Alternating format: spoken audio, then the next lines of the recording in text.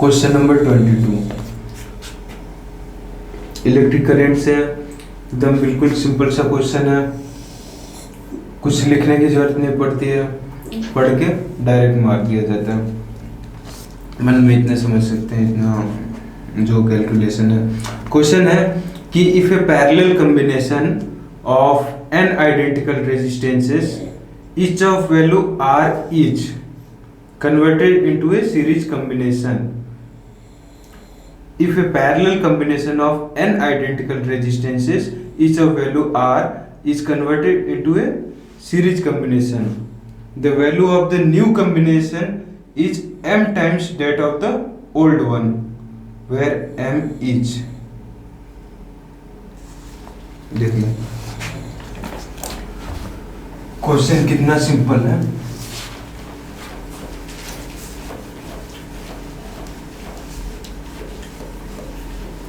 कह रहे हैं कि if a parallel combination of n identical resistances each of value r is converted into A series combination. ठीक है, तो यहाँ पे n आइडेंटिकल रेजिस्टर्स थे पैरेलली कनेक्टेड। ठीक है,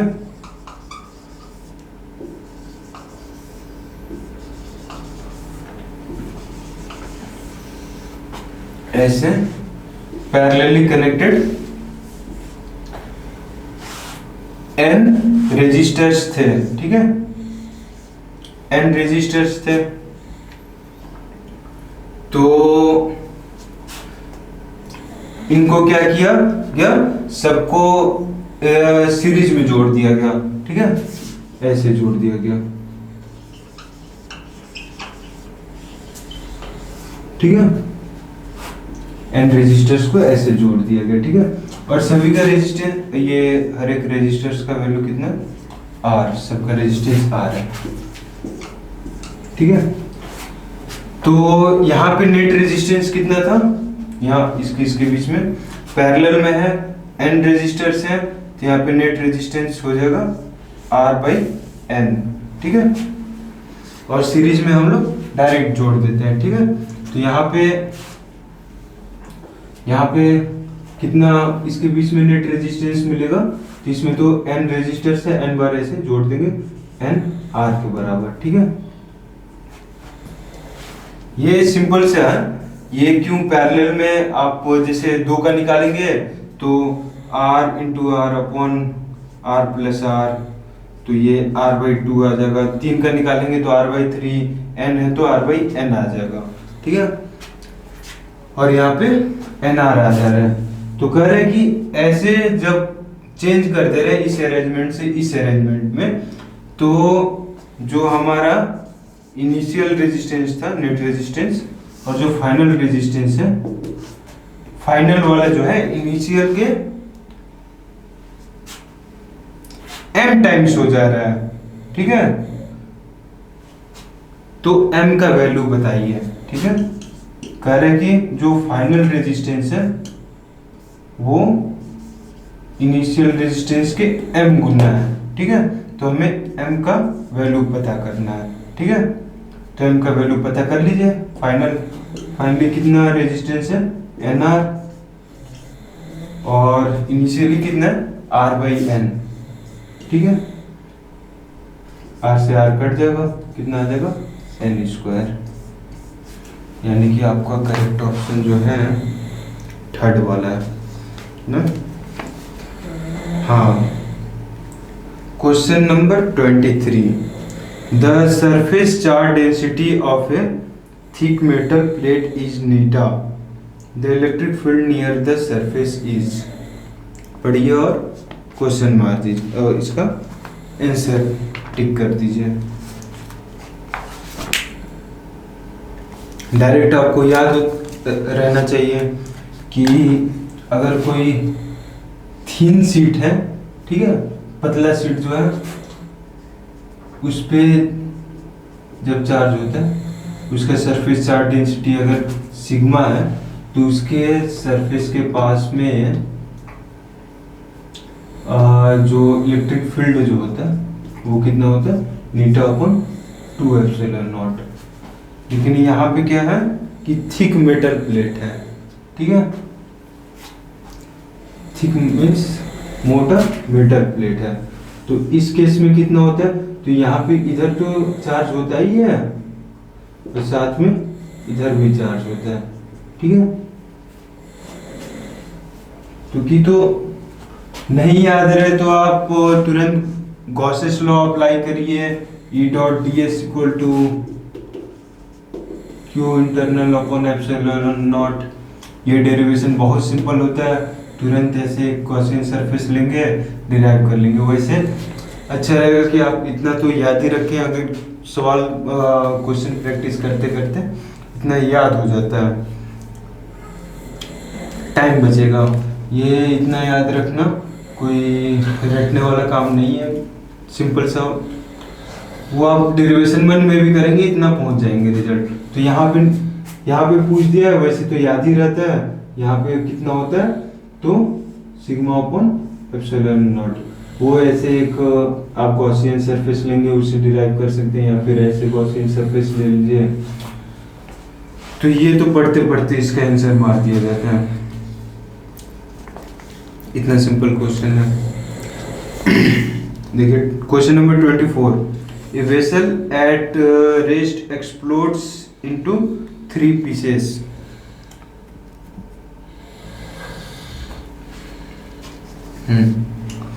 A vessel at rest explodes into 3 pieces.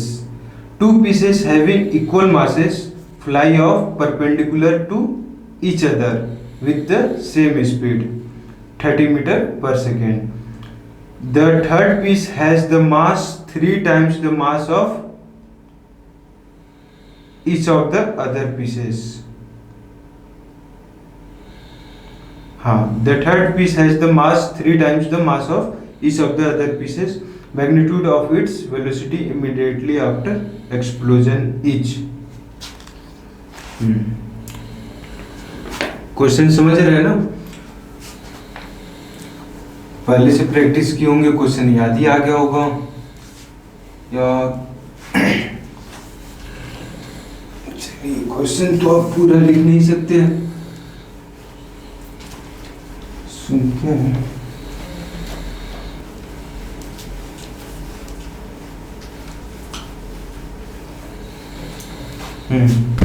क्या है कि एक कोई वेसल था, ठीक है, वो 3 पार्ट में टूट गया, ठीक है, 3 पार्ट में टूट जाता है, और 2 जो है एक दूसरे के परपेंडिकुलर मूव करते हैं,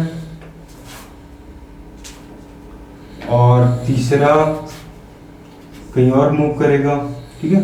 ये थोड़ा सा बड़ा है, ये मतलब m मास का है, ये इक्वल मास के हैं mm, और इसका जो मास है दोनों से 3 टाइम्स ज्यादा है, यानी इसका मास होगा 3m, ठीक है। ये इधर ही मूव करना चाहिए क्योंकि 2 का तो रिजल्टेंट मोमेंटम उधर होगा। तो यहाँ पे क्या कंसेप्ट लगाएंगे, बहुत ही सिंपल क्वेश्चन है।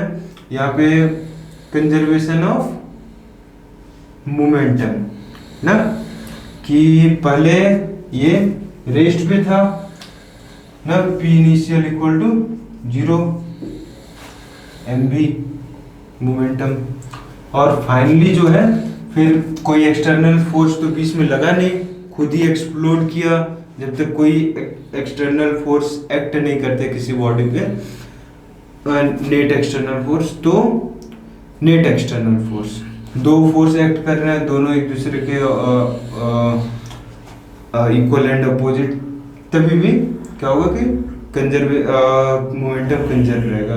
कहने का मतलब कि जब तक नेट फोर्स ना एक्ट करे तब तक मोमेंटम कंजर्व रहता है। तो यहाँ पे मोमेंटम कंजर्व रहेगा, तो देखिए उसी को यूज करिए। पूछ लिया कि इसका वेलोसिटी पूछा है ना, और ये 10 मीटर पर सेकंड से इधर जा रहा है, 10 मीटर पर सेकंड से इसके परपेंडिकुलरली ये इधर जा रहा है, ठीक है। तो फाइनली तीनों का जो मिला के नेट होगा मोमेंटम वो भी 0 ही होना चाहिए, ठीक है। तो इसका मोमेंटम कितना है, इधर की तरफ होगा आई डायरेक्शन में, एक्स डायरेक्शन में 10 इंटू एम, ठीक है।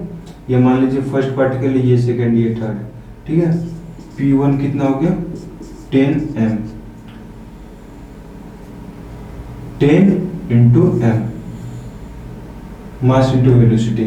P2 कितना हो गया, इसका डायरेक्शन, ये वेक्टर क्वांटिटी है, ठीक है। P2 कितना हो जाएगा 10 m जे कैप, मास इंटू वेलोसिटी, ठीक है, जे डायरेक्शन में। अब P3 पता नहीं क्या है, ठीक है। और ये तीनों मिलके PF होगा, ठीक है। तो तीनों वेक्टर क्वांटिटी है, ठीक है। तो कितना हो जाएगा फाइनल, P फाइनल जो है यानी P1 plus P2 plus P3, ठीक है। अब वेक्टरली ऐड कर रहे हैं, ठीक है, वेक्टर क्वांटिटी है। P1 कितना है 10m आई कैप प्लस 10, P2 कितना 10m जे कैप प्लस P3, ठीक है। और इसका जो P फाइनल है वो कितना होगा, ये 0 होगा, ठीक है, क्योंकि इनिशियली मोमेंटम 0 था और कोई नेट फोर्स एक्ट नहीं कर रहा था। तो इससे हमारा P3 कितना आ गया -10I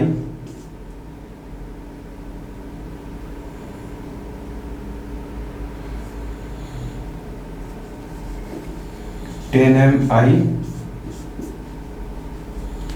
माइनस 10m जे कैप, ठीक है।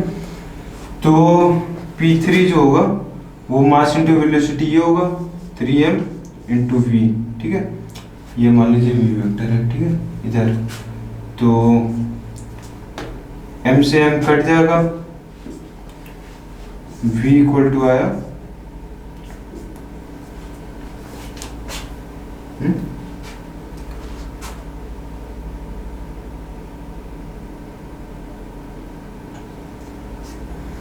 2 pieces, a vessel at rest explodes into 3 pieces, 2 pieces having equal, oh question ही गलत, डेटा गलत ले लिए थे। ये 30 मीटर पर सेकंड से इधर जा रहा है, ये 30 मीटर पर सेकंड से इधर आ रहा है, ठीक है। तो ये 30 हो जाएगा, ये 30 हो जाएगा, ये 30 हो जाएगा, ये 30 हो जाएगा, ठीक है। ये 30 हो जाएगा, ये 30 हो जाएगा, और 3 से 3 सब कट जाएगा, -10i -10j, ठीक है। यही हो गया फाइनली वेलोसिटी, ठीक है, थर्ड पार्टिकल का। एक पूछा था तो ऑप्शन में, हाँ, मैग्नीट्यूड ऑफ वेलोसिटी पूछा, तो ये तो वेक्टर है, ठीक है, बस केवल मैग्नीट्यूड हमें बताना है। तो इसका मैग्नीट्यूड तो सिंपल है, निकाल लीजिए, 10√2 मीटर पर सेकंड, ये लिया। ये इधर की वेलोसिटी से आएगा 10√2 मीटर पर सेकंड ना, ये correct answer. Question number 25, a charge q moves once in a circular path of a charge q moves once in a circular path of radius r around a charge q, the work done each, ठीक है। कह रहे कि कोई q charge है, वो circular path में एक बार घूम जाता है अराउंड ए चार्ज q, ठीक है, ऑफ रेडियस r, ठीक है।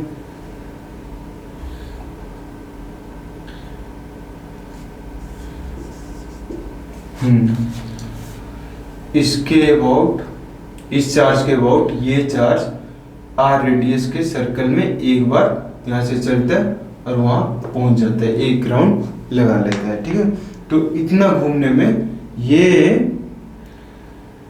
कितना वर्क किया, ठीक है।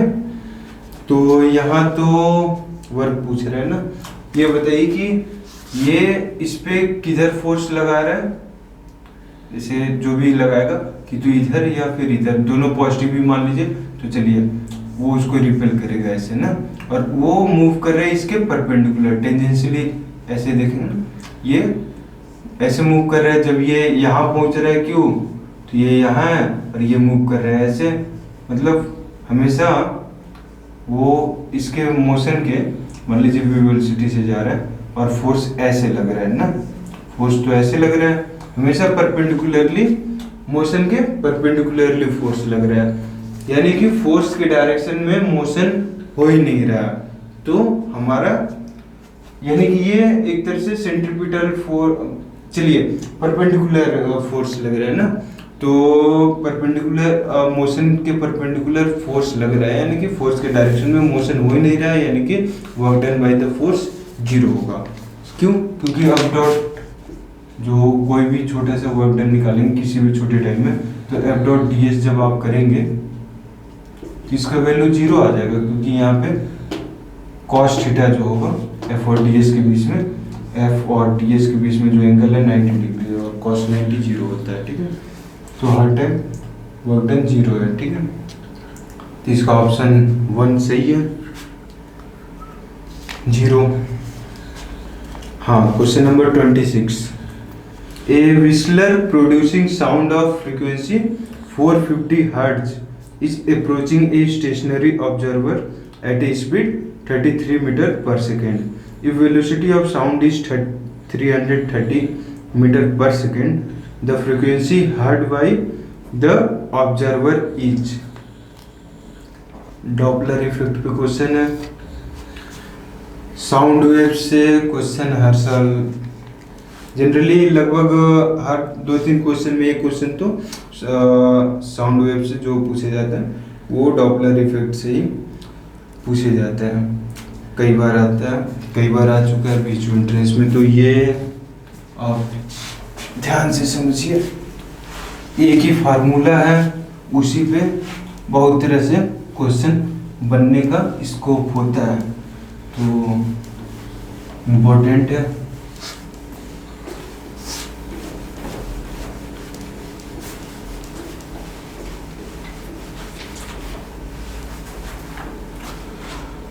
देखिए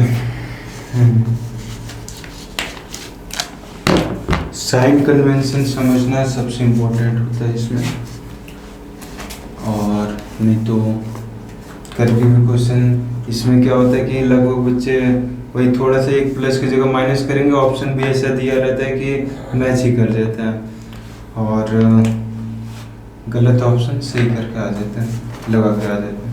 देखिए डॉपलर इफेक्ट बस एक फार्मूला है,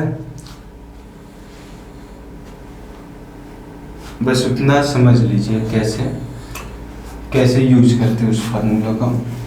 सिंपल सा एक फार्मूला है, वो आपको याद ही रखना पड़ेगा, अभी टाइम नहीं उतना समझाने का कि कैसे वो फार्मूला आया, वो भी कंसेप्ट समझेंगे तो फार्मूला भी डिराइव कर लेंगे, बड़ी बात नहीं।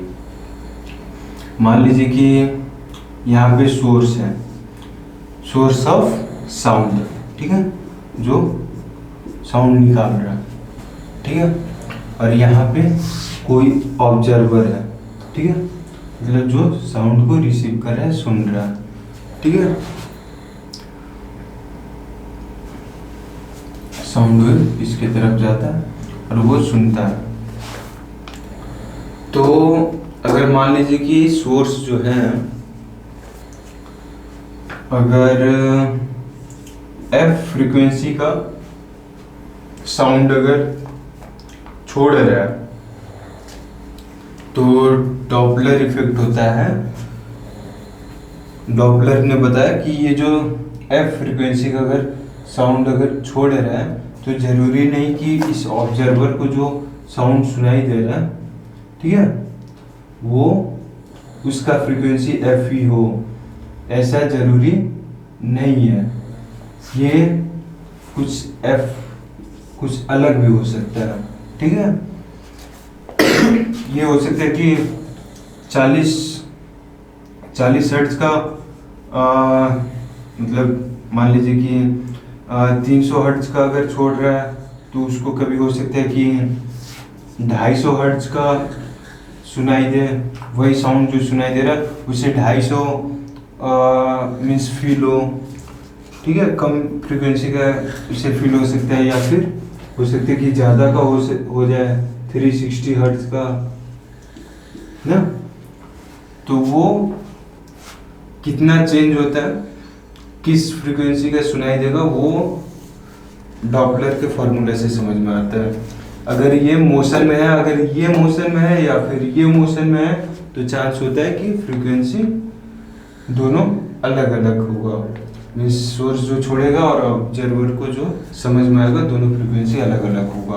अगर कोई एक अगर मोशन में है तो दोनों मोशन में रहेंगे तभी भी अलग होने का चांस है, या फिर सेम भी हो सकता है। तो देखिए इसमें क्या रिलेशन होता है।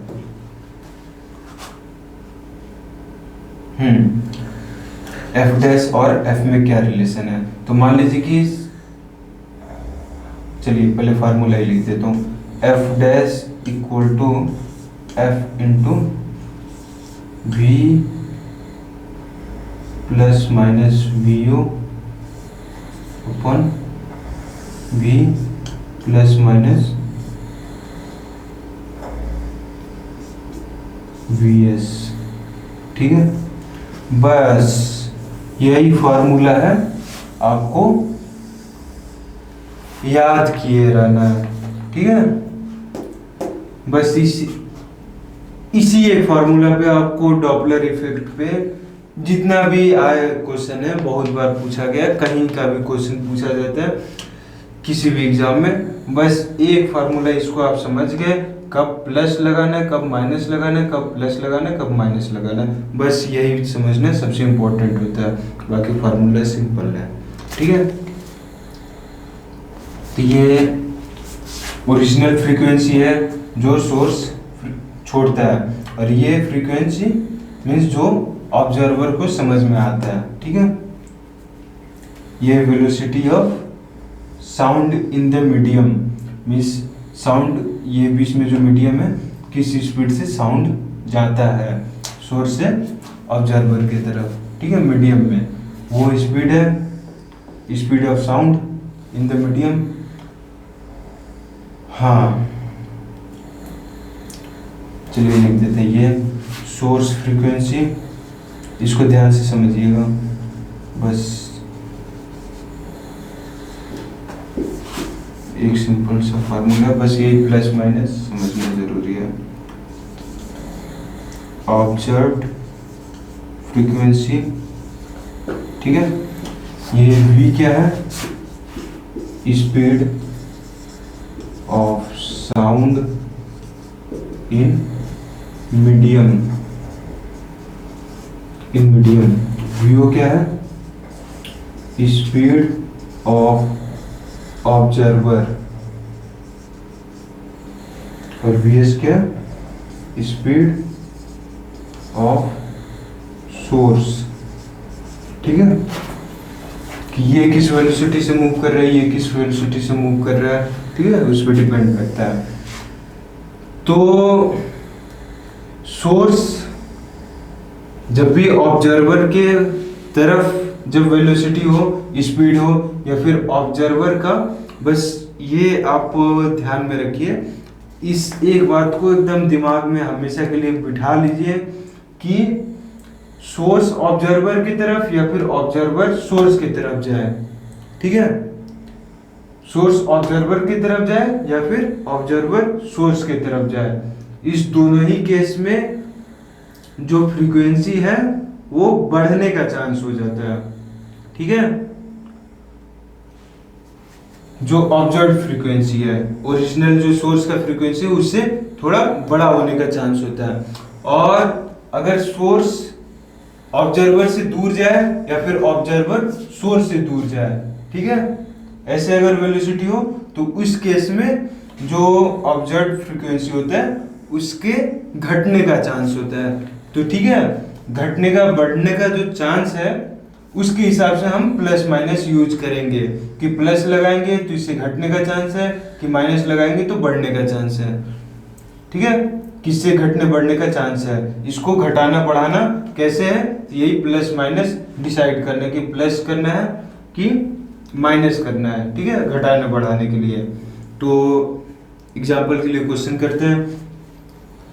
तो क्वेश्चन है, a whistler producing sound of frequency 450 hertz is approaching a stationary observer at a speed of 33 meter per second. If velocity of sound is 330 meter per second, the frequency heard by the observer is.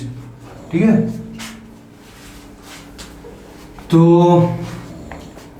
कह रहा है कि जो व्हिstler है, जो बजा रहा है व्हिसल, वो 450 हर्ट्ज का साउंड छोड़ रहा है। ठीक है,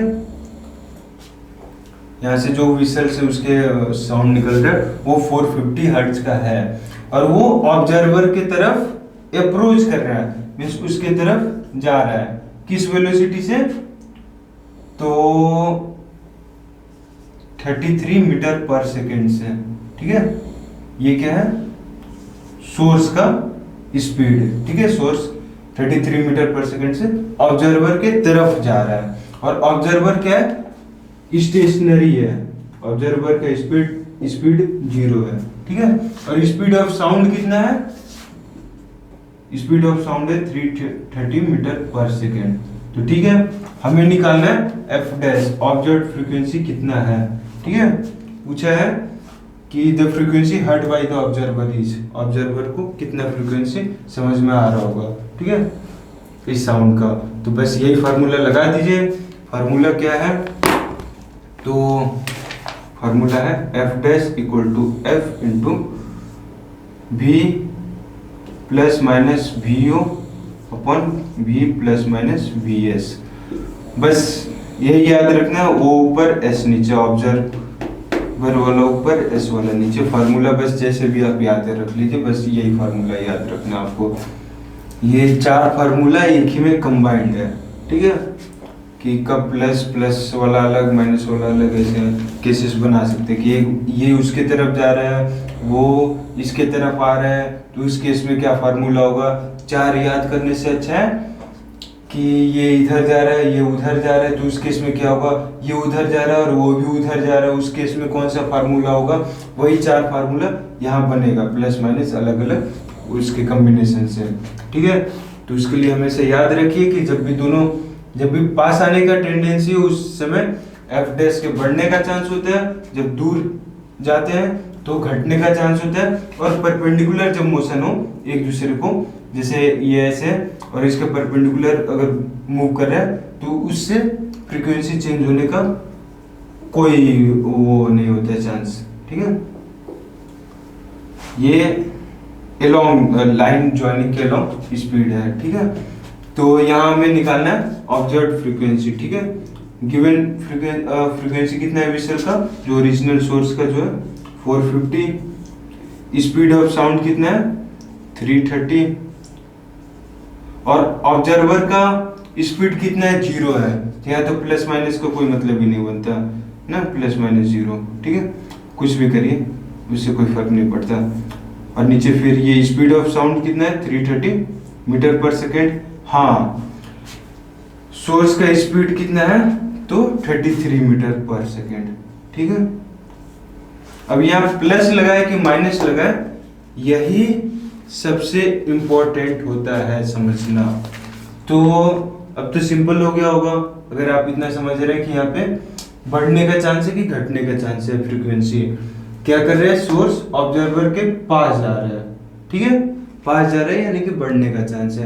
पास जाता है, जब पास आने का चांस होता है तो बढ़ने का चांस होता है, दूर जाने का चांस होता है, घटने का चांस होता है। बस इतना समझ लीजिए।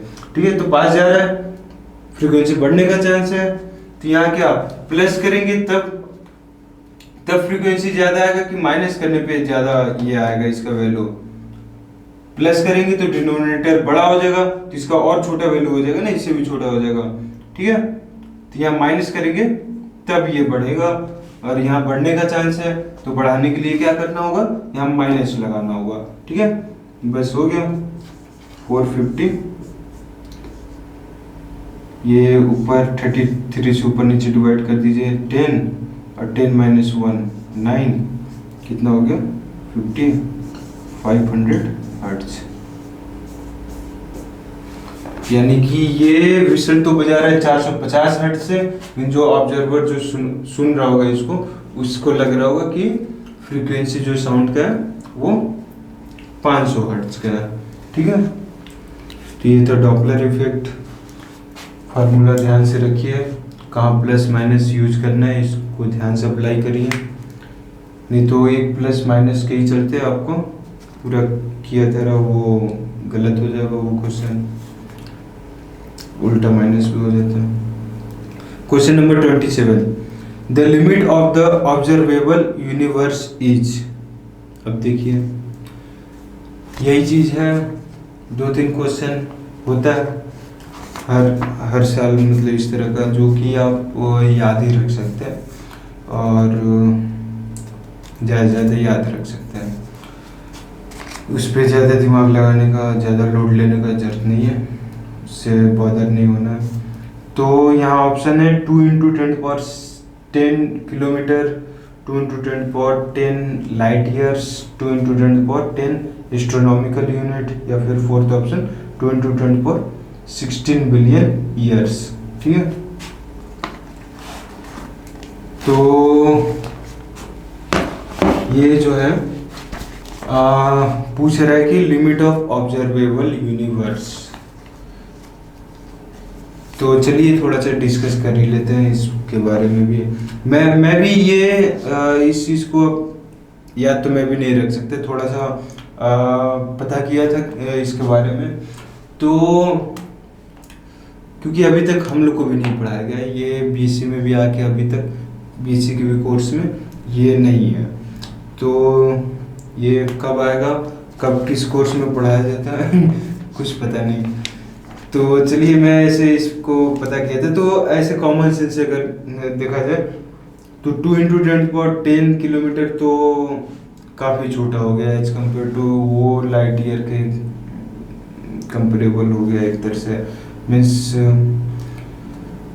यूनिवर्स तो काफ़ी बड़ा है। तो अगर यूनिवर्स का एज अगर बात की जाए तो कितना है 13.6 बिलियन ईयर्स। ठीक है, कहा जाता है कि इतना बिलियन ईयर हमारा, इतना बिलियन ईयर पहले हमारे यूनिवर्स का निर्माण हुआ था। वही बिग बैंग थ्योरी जो दी गई है कि उस समय वो फटा था और फिर यूनिवर्स बनना स्टार्ट हुआ था, और फिर तब से अगर मान लिया जाए कि और यूनिवर्स क्या है लगातार एक्सपेंड होते जा रहा है, बढ़ते जा रहा है, बढ़ते जा रहा है, तो अभी तक तो इसका जो साइज हुआ होगा वो करीब हो गया होगा कितना, अगर ज़्यादा कोई भी चीज़ कितना स्पीड से चल सकते हैं तो c ना मानते हैं हम लोग, तो ज़्यादा ये कितना दूर गया होगा, इसका बाउंड्री अभी मतलब हमारे यूनिवर्स कितना बड़ा है, इसका रेडियस कितना हो गया होगा, वो हो गया होगा 13.6 बिलियन लाइट ईयर्स। ठीक है, और limit of the observable universe इसकी बात की जाती है तो ये तो वैसे बताया जाता है 46 बिलियन लाइट ईयर्स, वो क्योंकि वो मैं भी कंफ्यूज हूँ, ऐसे मैं देखा तो उसमें शायद कुछ ऐसे लिखा था कि वो जब एक टाइम होता आएगा कि वो अभी तो उतना आगे नहीं गया, उसके आगे जब चला जाएगा तो फिर वहाँ से कोई जो लाइट है वो इधर आ ही नहीं पाएगा, तो वो हम उसको उसको कैच ही नहीं कर पाएंगे, मीन्स उसके बाहर का कुछ भी फेनोमेना होगा उसे हम कभी समझ ही नहीं सकते, तो वही उसका लिमिट है। तो ये 46 बिलियन लाइट ईयर जो है ये ऑप्शन के हिसाब से देखा जाए तो फर्स्ट सेकंड थर्ड से तो बड़ा ही है, काफ़ी बड़ा है, और बिलियन यानी कि 10^12, और ये ले लिया जाए तो ये 10^13 हो जाएगा। तो 10^10 एक दिया, 10^16 के ज़्यादा करीब है। तो वैसे ऑप्शन 4 सही होना चाहिए, बाकी श्योर नहीं है ये। इसके लिए माफ़ी मांगता हूँ। और ऐसे क्वेश्चन के लिए ज़्यादा परेशान होने का जरूरत नहीं है, 1-2 क्वेश्चन ऐसे पूछ लिए जाते हैं, वो एक्सपेक्ट नहीं कर सकते कि आप ये मीन्स तैयार हो, ये आप तैयार करके आए हो एग्ज़ाम से पहले, क्योंकि आपके टेक्स्ट बुक में है ही नहीं। आपके क्या, हम लोग के टेक्स्ट बुक में भी नहीं है अभी। Question number 28, during the propagation of electromagnetic waves in vacuum, option 1 electric energy density is equal to magnetic energy density, option 2 both electric and magnetic energy densities are zero, electric energy density is double of magnetic energy density, electric energy density is half of the magnetic energy density। तो ये तो theoretical question हो गया, और direct इसका answer आप मार सकते हैं कि electric energy density is equal to magnetic energy density. वो अगर याद नहीं है तो ये आप डिराइव करके भी पता कर सकते हैं कि कितना होता है इलेक्ट्रिक एनर्जी या फिर इलेक्ट्रिक एनर्जी डेंसिटी या फिर मैग्नेटिक एनर्जी डेंसिटी स्पेस में। अगर कोई इलेक्ट्रोमैग्नेटिक वेव स्पेस में जा रहा है, ठीक है, तो उसका E और V तो ऐसे वेरी करता है नहीं। E अगर है E0 sin kx minus omega t, V है V0 sin kx minus omega t, और इसको एनर्जी डेंसिटी जो होता है वो होता है half epsilon not E square electric energy density. अगर किसी स्पेस में E इलेक्ट्रिक फील्ड है यूनिफॉर्मली, तो यहाँ पे E वेरी कर रहा है, तो यहाँ पे इलेक्ट्रिक फील्ड डेंसिटी कुछ अलग होगा। इसका होता है जैसे कि B का क्या होता है, अगर यूनिफॉर्म मैग्नेटिक फील्ड है तो हाफ V0 स्क्वायर, अगर V0 मैग्नेटिक फील्ड है तो स्पेस में, तो वहाँ पे हाफ V0 स्क्वायर अपन म्यू0 ये हो जाता है मैग्नेटिक फील्ड डेंसिटी, ठीक है, मैग्नेटिक एनर्जी डेंसिटी। तो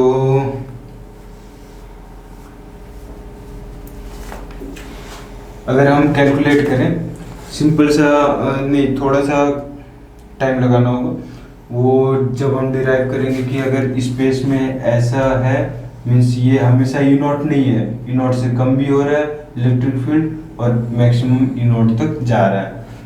तो स्पेस में जैसे कि एनर्जी डेंसिटी निकालने की कोशिश करें, ठीक है, किसी डीवी और फिर लंबे टाइम के लिए उसमें कितना एनर्जी डेंसिटी है, तो ये कुल मिला के आता है इसका energy density 1/4 epsilon not E0 square, ठीक है, E0 है तो। और B का आता है मैग्नेटिक एनर्जी डेंसिटी जो आता है स्पेस में, अगर ऐसा इलेक्ट्रिक, अगर मतलब ऐसा प्रोपगेट कर रहा है अगर कोई इलेक्ट्रोमैग्नेटिक वेव, तो वो आता है 1/4 V0 स्क्वायर बाई म्यू0, ठीक है। और ये हम लोग पता कर सकते हैं कि ये जो है इसके बराबर ही है।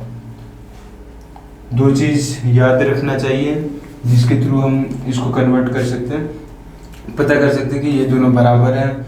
उस पर कई बार क्वेश्चन भी आ जाते हैं, ये हमेशा याद रखिए कि म्यू0 epsilon naught equal to 1/c square होता है, और E0 इक्वल टू हो जाता है C P0, ठीक है। जैसे कि अगर ये देखें कि ये इसके बराबर कैसे है, 1/4 B0 square upon mu naught. तो B0 स्क्वायर इक्वल टू क्या हो जाएगा, E0 square by C square, नहीं तो 1/4 E0 square by C square mu naught. ठीक है,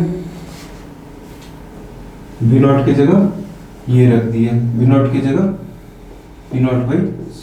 ठीक है, तो और म्यू नॉट को इधर भेज दीजिए, म्यू नॉट 1/म्यू naught C square equal to epsilon naught, तो 1/4 एप्सिलॉन नॉट E स्क्वायर। ठीक है, यानी ये इसके बराबर हो गया। Magnetic energy density electric energy density के बराबर होता है, हमेशा याद रखिए। ये भी क्वेश्चन पूछ सकता है, या फिर ये रिलेशन तो हमेशा याद ही रखिए, इसमें भी क्वेश्चन बहुत बार आए हैं। ठीक है,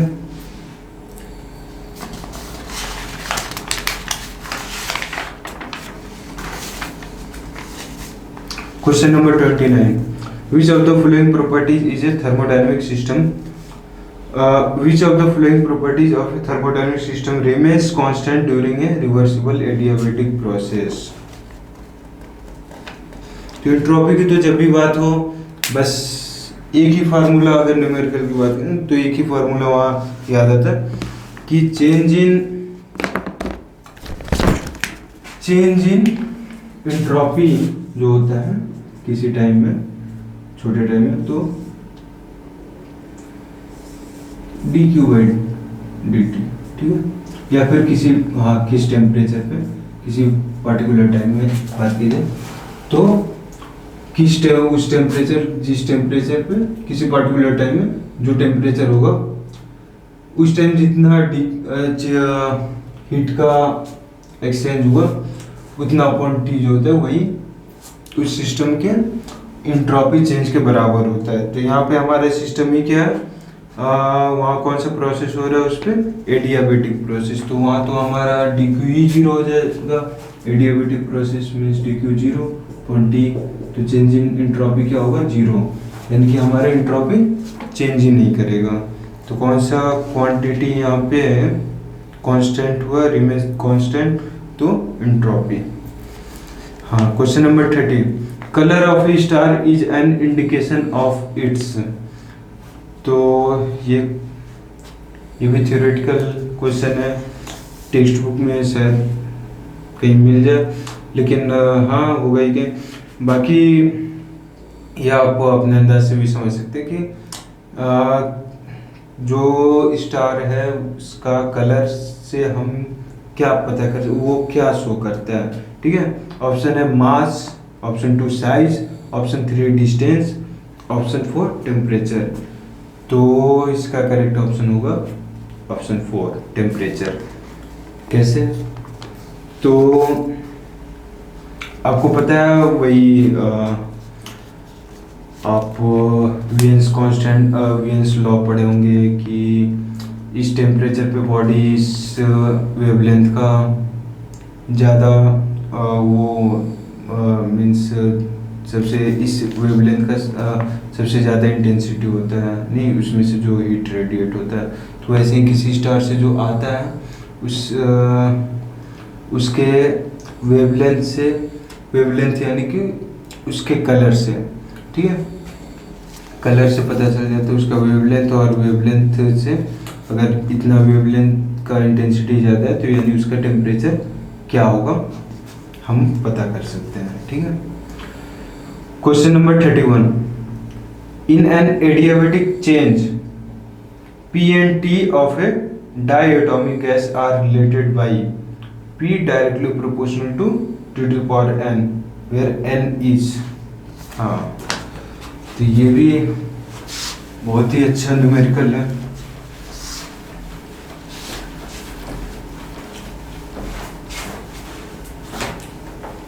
क्या इन्हें एडियाबेटिक चेंज, एडियाबेटिक चेंज जब बात कर दिया तो वहां तो सबसे पहले दिमाग में आता है P to the power gamma equal to constant. ठीक है,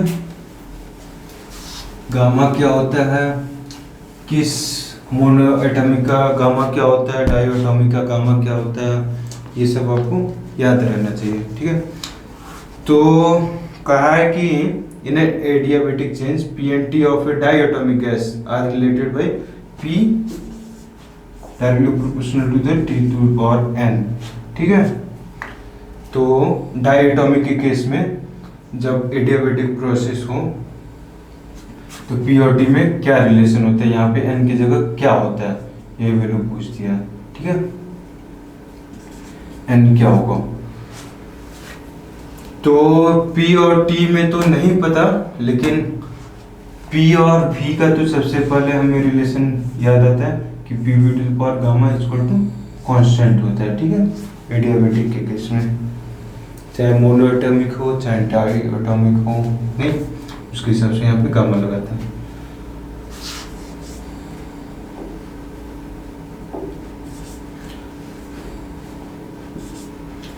तो P और T में क्या रिलेशन होगा गामा के, अब की तो आप याद रखने का तो झंझट ही मत पालिए ना, तुरंत डिराइव कर लीजिए कि P और V में जब ये रिलेशन है तो P और T में क्या होगा, V और T में क्या होगा, ठीक है, गामा के टर्म में।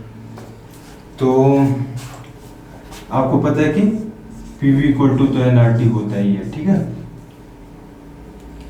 यानी कि हमें P और T में पता करना है ना, V को एलिमिनेट करना है, तो V को P और T के टर्म में लिखेंगे, ठीक है। V equal to nRT by P, ठीक है। ये कुछ K dash into T by P हो गया, ठीक है। तो उसको यहाँ पे पुट कर देंगे P, एक कांस्टेंट है, ये तो कांस्टेंट ही हो गया, K dash to the power gamma, K dash के पावर में भी गामा, तो ये कुछ K डबल डैश कुछ और कांस्टेंट आएगा, ठीक है। P के पावर में गामा इक्वल टू K, तो ये इस कांस्टेंट में इस कांस्टेंट से डिवाइड करेंगे, कुछ और कांस्टेंट आ जाएगा, ठीक है, K नॉट। तो यहाँ पे आ गया हमारा to the power gamma equal to K into to the power gamma minus 1, ठीक है। तो P और T में रिलेशन आ गया, क्या आया कि T के पावर में gamma directly proportional to P के पावर में गामा माइनस 1, ठीक है। दोनों तरफ पावर में 1 अपन गामा माइनस 1 कर दीजिए, ठीक है। तो T के पावर में gamma upon gamma minus 1 directly proportional to P, यानी P डायरेक्टली प्रोपोर्शनल टू आ गया गामा अपॉन गामा माइनस 1, वही n के बराबर होगा, ठीक है। तो डाई एटॉमिक का केस है, डाई एटॉमिक का गामा कितना होता है, डाई एटॉमिक का गामा क्या होता है 1.4, नहीं याद आ रहा है तो डिराइव कर लीजिए, Cp अपॉन Cv, या फिर formula 1 plus 2 by F, gamma के केस में f क्या होता है 5 होता है, तो ये आ जाएगा 1.4, ठीक है। तो 1.4 यहाँ पे, या फिर 1.4, चलिए 1.4, यानी P directly proportional to gamma, यानी T के पावर में 1.4 अपन गामा माइनस 1.4, तो ये कितना आ जाएगा, पॉइंट से पॉइंट कट गया, 2 7 जा 2 2 जा, यानी कि n हमारा कितना है 7/2, यानी कि हमारा करेक्ट ऑप्शन है fourth 7/2। Question number 32, when a drop of liquid splits into a number of droplets, then option 1 area increases, option 2 volume increases, option 3 energy is liberated, option 4 energy does not change।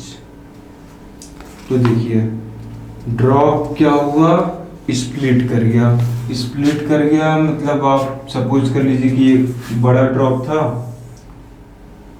वो 2 में split कर गया, suppose करिए, ठीक है।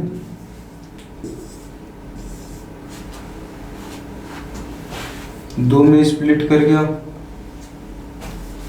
2 में 3 में, चलिए 2 ही मान लेते हैं, 3 मान लेते हैं,